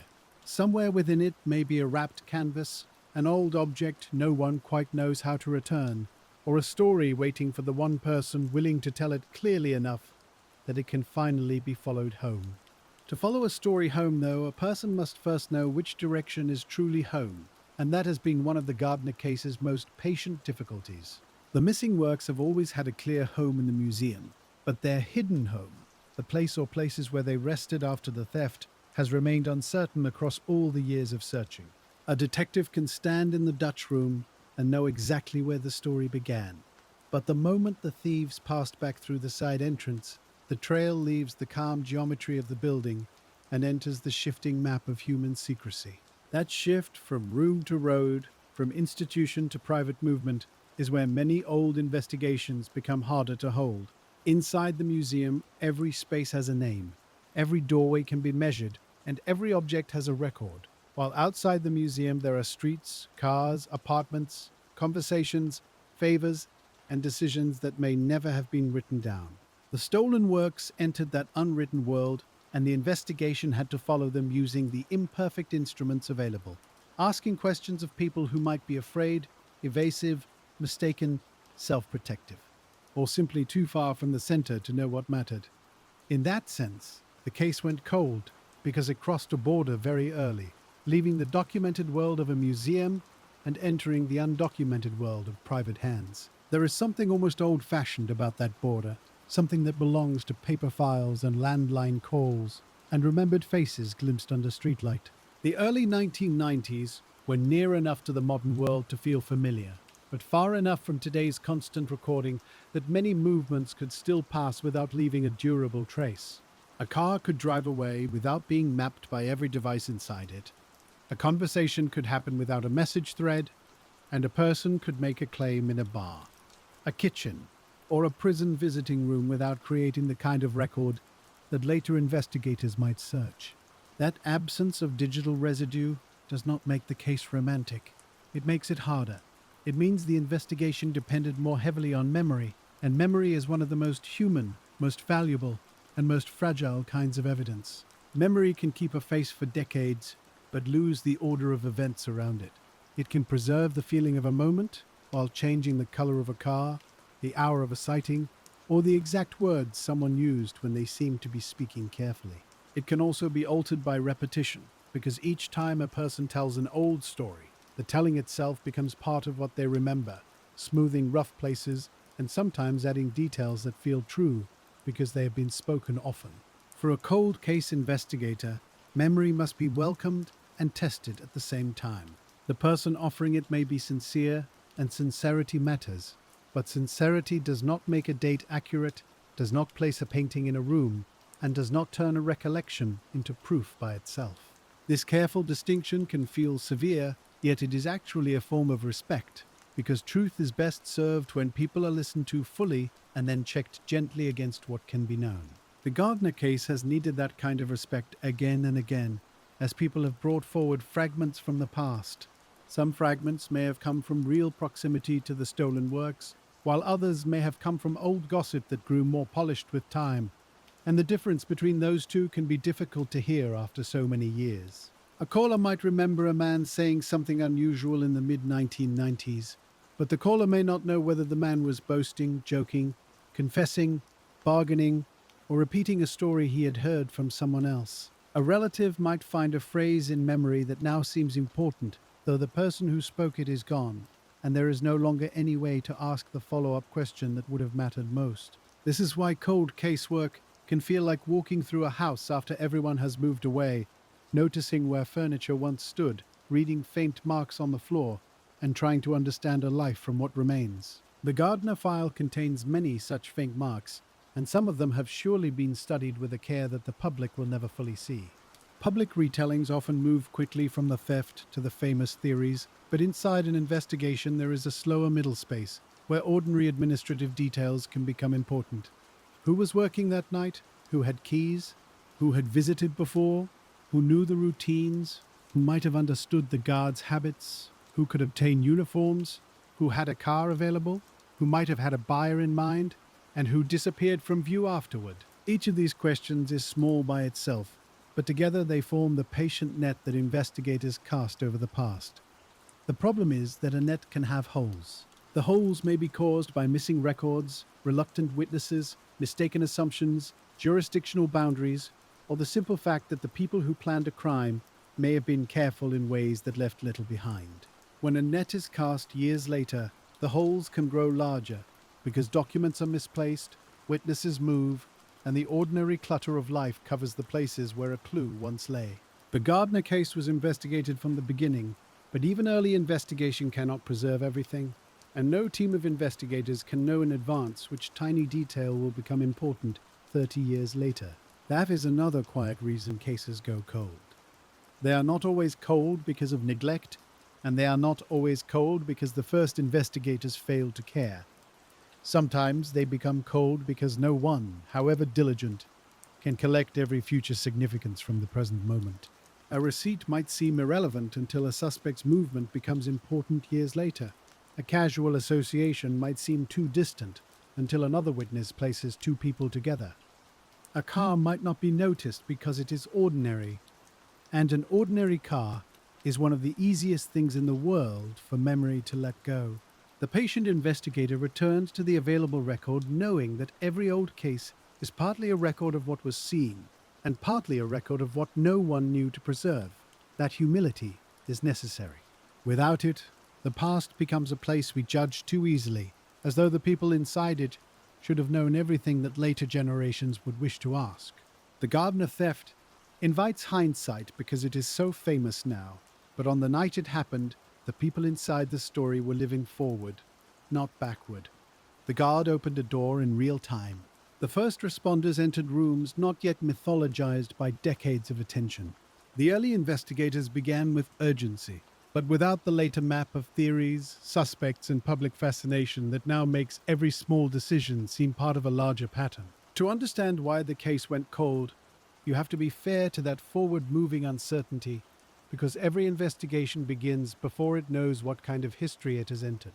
The museum itself, before the theft, held priceless art in a setting that felt intimate, personal, and somewhat outside the cold perfection of larger institutions. That intimacy was part of its beauty. The rooms felt collected rather than manufactured, arranged rather than simply displayed, full of relationships among objects that asked the visitor to wander slowly and notice what seemed to speak across time. Security, in such a place, had to exist alongside atmosphere, because the museum was not designed as a fortress, and its charm came partly from the sense that the past had been allowed to remain near. After the theft, that balance could no longer be assumed. Every museum that watched the case understood that beauty and openness require protection, and that protection must sometimes interrupt the very ease that makes a museum feel welcoming. This is one of the quiet after effects of the Gardner case, not always discussed in the same breath as the missing paintings, but deeply connected to why the theft mattered beyond one building. It reminded institutions that trust has architecture, and that architecture can be studied by people who intend harm, even when the harm is not described in violent terms. A door, a desk, a schedule, a uniform, a routine, and a human habit of compliance can all become part of a plan. None of those things is dramatic on its own. Together, they can open a museum in the middle of the night. The men who entered as police officers used simplicity to their advantage, and perhaps that simplicity was part of the reason the case became so difficult. A complex technological scheme might have left specialized traces, but a false claim of authority, once accepted at the door, left investigators with something much harder to analyze, because the key moment occurred inside human judgment. What did the guard believe? What did the men say? How did they carry themselves? What details made them seem credible? And how much of the success depended on confidence rather than elaborate knowledge? These questions matter, but they cannot be rerun. The moment happened once, in a quiet building, and afterward it survived only in statements, interviews, and the long scrutiny of people trying to understand how trust had been turned into access. That transformation is one of the case's most enduring lessons. It is not a loud lesson, and it does not require exaggeration, but it remains a lesson about the softness inside every system that depends on people. No procedure is only a procedure, because a procedure is enacted by someone tired, polite, cautious, uncertain, distracted, or persuaded. The Gardner case went cold partly because the thieves did not need to defeat a machine in a way that produced a clean technical signature. They needed to persuade a person at a door, and persuasion leaves fewer fingerprints than force. After they were inside, the thieves had time. That time has always felt strange in the case, because an hour and 20 minutes inside a museum is both brief and long. It is brief compared with the complexity of what was taken, the danger of discovery, and the long consequences that followed. It is long compared with the few minutes one might expect thieves to spend in such a vulnerable setting. And the length has led many people to wonder whether they felt oddly secure, whether they had a plan, or whether the night unfolded in a way that made them linger. Time inside the museum becomes its own clue, though like many clues in this case, it opens several possibilities at once. Perhaps they believed the guards were fully contained and outside discovery unlikely before morning. Perhaps they were searching for particular objects and had difficulty removing them. Perhaps they were less practiced than the legend later made them seem, and the slowness came from uncertainty rather than confidence. Perhaps their choices changed as they moved through the rooms, guided by a mixture of intention, opportunity, confusion, and the strange pressure of being surrounded by treasures they could not fully understand. The trouble is that all of these possibilities can fit pieces of the night. A clean solution would make the choices seem inevitable, but the Gardner theft does not feel inevitable when studied closely. It feels uneven, human, and at times oddly improvised. That unevenness matters because it complicates the idea of a perfect plan. The thieves dressed as police entered successfully and remained undisturbed, which suggests planning and nerve. But they also handled some works in ways that troubled conservators and art historians, and they left behind objects that a more knowledgeable thief might have prioritized, if value alone had been the guide. This combination has kept investigators and observers from agreeing on the thieves' level of sophistication. Were they specialists using crude methods because speed mattered? Or were they ordinary criminals who knew enough to take famous works, but not enough to understand the full landscape of what was around them? Were they acting for themselves or for someone else? Were they stealing art as art, or stealing art as a tool for bargaining? Each question folds into the next, and the folding has helped the case remain unresolved in the public imagination. A theory that explains the disguise may not explain the selection. A theory that explains the selection may not explain the long silence afterward. A theory that explains the silence may not explain why the works have never surfaced, not even anonymously, after all these years. The case went cold because every theory seemed to leave at least one object on the table. The Napoleonic eagle finial, for example, has often drawn attention because it does not fit easily beside the paintings. It was valuable, certainly, but it was not a Vermeer, not a Rembrandt canvas, not the sort of work most people imagine when they picture a once-in-a-generation art theft. Its removal has made some wonder whether it was taken for symbolic reasons, for convenience, for mistaken value, for personal interest, or simply because it was there. The ancient Chinese bronze vessel raises similar questions of selection and motive. Objects like these keep the case from becoming too neat. They remind you that the night was not simply a list of masterpieces removed by people following the logic of a catalogue, but an event made by human decisions that may have been messy, partial, or shaped by reasons never recorded. The smaller Degas' works add another layer, because they were works on paper, portable in a way large canvases were not, and yet they too have not returned. Their disappearance suggests that even the more movable pieces did not find an ordinary path back into commerce. If portability alone were enough, perhaps some of the smaller works might have surfaced earlier, but fame clung to them as well, and the Gardner name made even a modest-sized stolen object dangerous to reveal. So every piece, large or small, became part of the same hidden family of absence. The case file had to hold them together, because recovery of one could illuminate the journey of the others, while separation among them could indicate transfers, losses, or divisions that no one had yet discovered. It is possible the works did not stay together. It is possible they did. Even that basic question remains unsettled in the public record, and it matters because a collection of stolen objects can behave differently depending on whether it remains one cache or becomes several. A single cache can be hidden by one secret, but it can also be lost if one location is compromised or forgotten. Several caches create more opportunities for discovery, but also more opportunities for damage, transfer, ignorance, and permanent separation. Investigators had to consider both possibilities, because the works may have traveled together at first, and then separated later, or they may have been divided soon after leaving the museum. Each version changes the search. Each version changes the odds. And each version reminds the listener that a cold case is often not one mystery, but a cluster of smaller mysteries braided together under one name. Why were these objects chosen? Who carried them out? Where did they go first? Who held them next? Who knew enough to speak but chose not to? Where are they now? The questions can be asked in a row, but they cannot be answered in a row. And that is part of the case's long, slow difficulty. One of the saddest possibilities in the Gardner theft is that some people who knew parts of the answer may never have known they held only parts. A person might have stored something without knowing its path before it arrived. A person might have heard about the theft from someone involved only later. A person might have seen one object and assumed the others were nearby, when in fact they had already moved somewhere else. Fragmented knowledge can be almost as hard to investigate as silence, because each witness is sincere within the limits of what they know, and yet no single witness can draw the full map. The investigator must assemble fragments without forcing them into a shape they do not naturally make.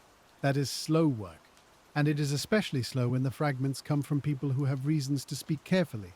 The Gardner case has always required a delicate balance between pressing for information and leaving a path open for return. Too much pressure might close a frightened person's mouth. Too little pressure might let a real lead drift away. The public reward is one way of balancing that tension, offering an incentive without requiring the person who comes forward to solve every moral and legal question alone. But even a reward cannot erase the emotional complexity of stepping into a famous case. A person with knowledge might wonder whether they will be believed, whether they will be blamed, whether someone will retaliate, whether the information is enough, or whether bringing forward a partial truth will only expose them without recovering anything. Those doubts can keep a lead sleeping for years. Sometimes, in old cases, a person waits until the people they fear are gone. Sometimes they wait until illness, age, or regret changes the weight of silence. Sometimes they never speak. The Gardner case remains poised around that human uncertainty, because if the works are still hidden, it seems likely that some human being, somewhere along the chain, knows or once knew more than the public has been told. That does not mean the person can still be found. It does not mean they are alive. It does not mean they have the courage, clarity, or access to help. But it means the case is not merely a puzzle of objects. It is a puzzle of people and the reasons people keep old doors closed. In this way, the story becomes quieter as it deepens. At first, it may seem to be about a theft, then about famous paintings, then about criminal networks, and then, finally, about waiting for truth to become bearable enough for someone to speak. That is a very human kind of mystery. It does not move like a chase. It moves like weather over stone, slowly changing what seemed fixed, slowly revealing where a crack had always been. The museum's empty frames are part of that weathering, because they apply gentle pressure over time. They do not demand loudly, but they continue asking. Each visitor who sees them becomes another witness to the request, and each retelling of the case renews the possibility that a person with information might recognize the moment to come forward. This is not a dramatic hope. It is more like keeping a porch light on. You do not know who will see it, or whether the person who needs it is still on the road. But the light remains because darkness alone would be a kind of surrender. The Gardner Museum has kept such a light through its public appeals, its reward, its preservation of the empty spaces, and its refusal to let the missing works become merely historical footnotes. The investigators have kept their own light in the form of continuing interest, records, interviews, and official statements that remind the public the case is not closed. Together, those lights have prevented the case from disappearing, even though they have not yet brought the paintings home. That distinction is important, because a cold case can remain alive without being close to resolution, and the Gardner case is one of the clearest examples.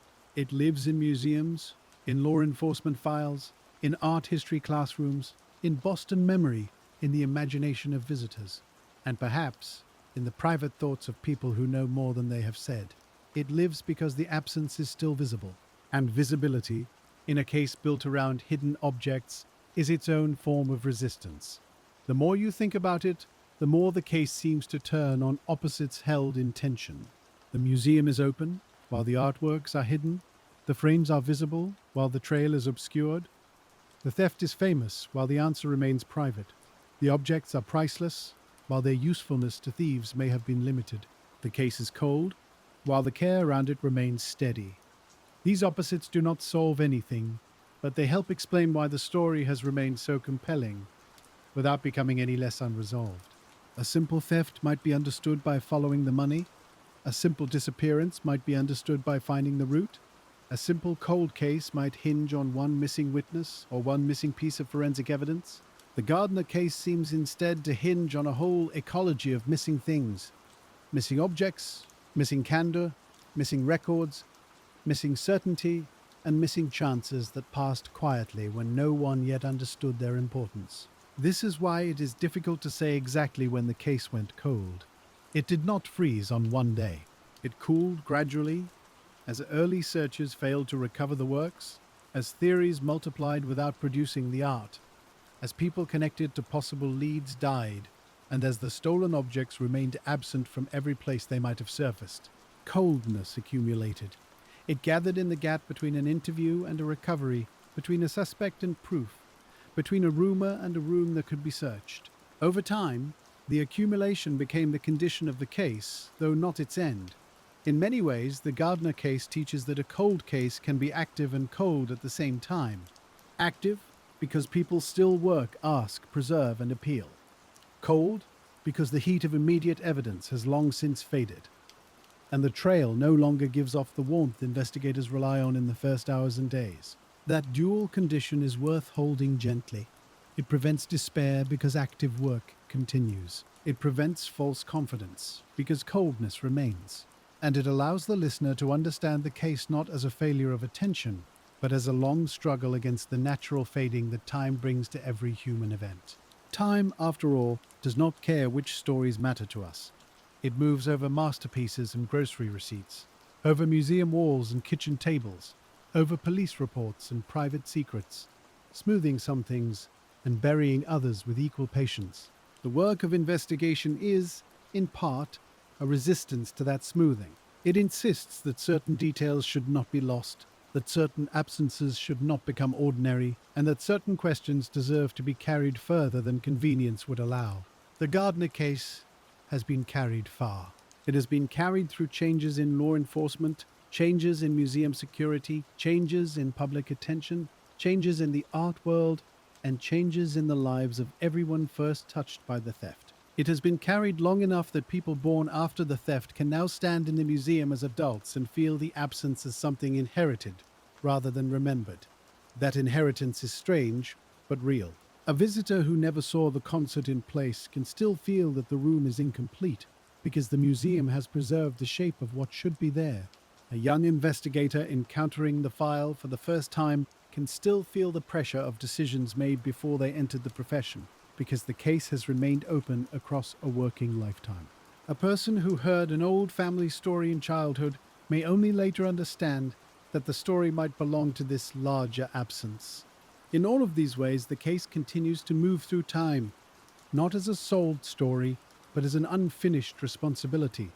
Responsibility is a quieter word than mystery, but it may be the more accurate one. The museum is responsible to the missing works and to the founder's arrangement. Investigators are responsible to the truth and to the public trust around stolen cultural property. The public, in a gentler and less formal way, is responsible not to turn uncertainty into entertainment so loud that it drowns out care. A good retelling should keep that responsibility in mind. It should not dress the theft in glamour. It should not make heroes or villains out of people beyond what the evidence can bear. It should not treat the missing works as treasure in a pirate story, because they are not treasure in that sense. They are cultural objects removed from a public place where they were meant to be seen. The calm way is the accurate way here. The facts are compelling enough without being sharpened. A museum door opened after midnight. 13 works were taken. The thieves left behind empty frames, unanswered questions, and a case that has remained open through more than 3 decades of patient work. That is enough. It is more than enough when you let each sentence breathe and allow the real weight of the absence to settle without forcing it into drama. The farther we move from the night itself, the more important that restraint becomes. Old cases are vulnerable to myth because myth fills silence quickly, and silence around the Gardner theft has been wide enough for many myths to enter. Some myths may contain small pieces of truth, most likely do not. The careful listener learns to appreciate the difference between a useful theory and a comforting story, because comforting stories often give us the shape of closure without the substance. The Gardner case has no closure. It has work, memory, and hope. It has a room waiting for return, and a file that still has not been allowed to sleep completely. It has investigators who have said, in effect, that they believe the broad outlines of certain movements and circles, while still needing the kind of information that brings physical recovery. It has a museum willing to receive back the works without demanding that every question be answered first. And it has the quiet possibility that someone, perhaps far from the public version of the story, still holds a practical detail rather than a theory. A practical detail is sometimes all an old case needs. Not a grand confession, not a perfect account. Just a location, a name, a date, a box, a room, a remembered transfer, or the knowledge that an object was placed somewhere and never retrieved. Such details can look small until they are placed inside the right file. Then they can open space. The Gardner case waits for a detail like that, and while it waits, the museum keeps its rooms, and the empty frames keep their silence, and the story keeps returning to the same gentle question. Where did the works go? Not in legend, not in rumor, not in the mist of famous names, but in the plain geography of the world, from the museum door to the first hiding place, from the first hiding place to the next human decision, and from there, step by step, into whatever darkness still holds them. That is the patient route home. It may be broken, it may be lost, but if even one unbroken segment remains in someone's memory, then the old road is not entirely gone, and the file with all its worn pages and careful notes still has a reason to remain open beneath the quiet light.